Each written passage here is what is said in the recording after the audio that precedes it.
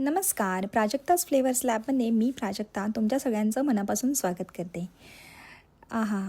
मस्त असे खुसखुशीत अनारसे केलेले आहेत. श्रावण स्पेशल. म्हणजे श्रावण अजून आलेला नाही आहे, पण हां, आषाढचा तळणीचा प्रकार आपण म्हणू शकतो.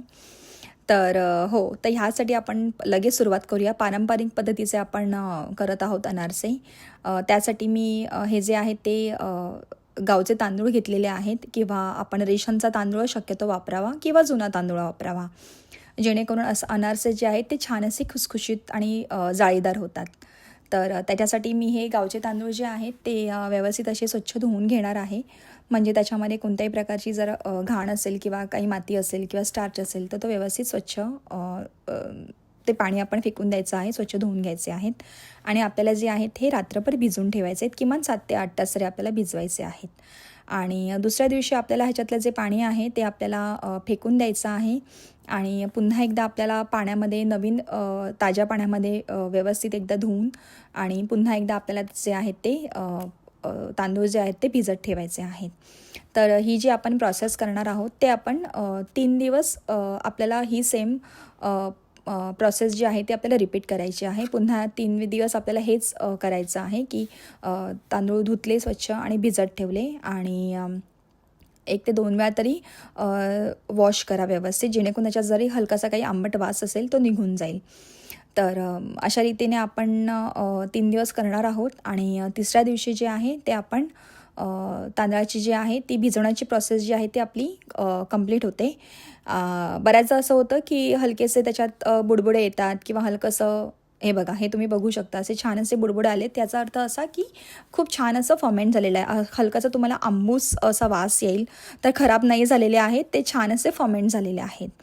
आणि त्यानंतर आपण ते पाणी फेकून आपण तांदूळ जो आहे तो तिसऱ्या दिवशी आपल्याला पूर्ण एका चाळणीमध्ये निथळून घ्यायचा आहे, जेणेकरून त्याच्यातलं पाणी जे आहे ते संपूर्ण प्रकारे निघून जाईल.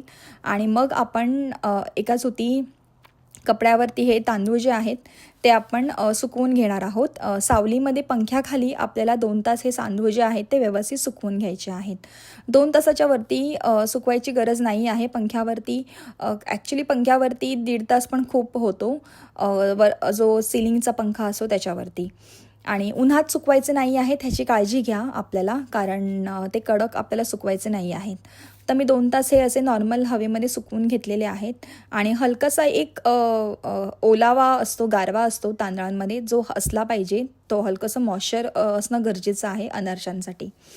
तर अशा रीतीने मी छोट्या एका मिक्सरच्या भांड्यामध्ये थोडे थोडे आपले तांदूळ जे आपण सुकवून घेतलेले आहेत ते घालून मी मिक्सरमध्ये अगदी बारीक वाटून घेणार आहे. अगदी बारीक म्हणजे अगदी बारीक पिठी करून घेणार आहे तांदूळाची. आणि ही जी पिठी आहे ती एकदा मिक्सरला वाटून घेतल्यानंतर आपल्याला एकदा चाळणीतसुद्धा वाटायची आहे. तुम्ही बघू शकता, आपल्या घरात अशी साधारण एक प्लॅस्टिकची चाळणी असतेच, जी अगदी फाईन अशी आपल्याला पावडर देते. तर ह्या चाळणीतून आपल्याला ही जी पिठी आहे ती व्यवस्थित चाळून घ्यायची आहे, जेणेकरून त्याच्यात जरी काही तांदळाचे रवाळ कण असतील तर ते आपण ते साईडला करू शकतो. आणि अनारशाचं पीठ करताना त्याच्यामध्ये आपल्याला काही अगदी मऊ आणि मऊसूत आपल्याला गोळा मिळेल. तर ह्याची पिठी आपली अशा प्रकारे तयार झालेली आहे. आणि आता आपण जेवढ्या वजनीचं आपली ही पिठी आहे त्याच्या अर्धं आपल्याला गूळ घ्यायचा आहे. तर मी इकडे अर्धा किलो आपलं तांदळाची पिठी होती. मी तांदूळसुद्धा अर्धा किलोच घेतले होते. त्याचं हे करून वजन करून ते पिठी जी आहे ती अर्धा किलो आहे. आणि अर्धा किलोला मी 1/4 किलो गूळ घेतलेला आहे. आणि तो गूळ जो आहे तो आपल्याला व्यवस्थित असा पिठीमध्ये मिक्स करून घ्यायचा आहे.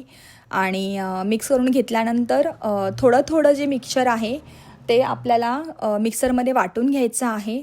ज्या बारीक मिक्सरमध्ये आपण तांदूळ वाटून घेतले त्याच मिक्सरमध्ये आपल्याला जी आहे ही पिठी वाटून घ्यायची आहे, जेणेकरून अशा प्रकारे हा जो आहे अनारशाचा गोळा तयार होईल. मॉइश्चर गुळाचं आणि तांदळामधला जो हलकासा ओलावा आहे ते एकत्रित येऊन मिक्सरच्या स्पीडमध्ये तो छान असा ह्याचा मस्त असा गोळा तयार होतो.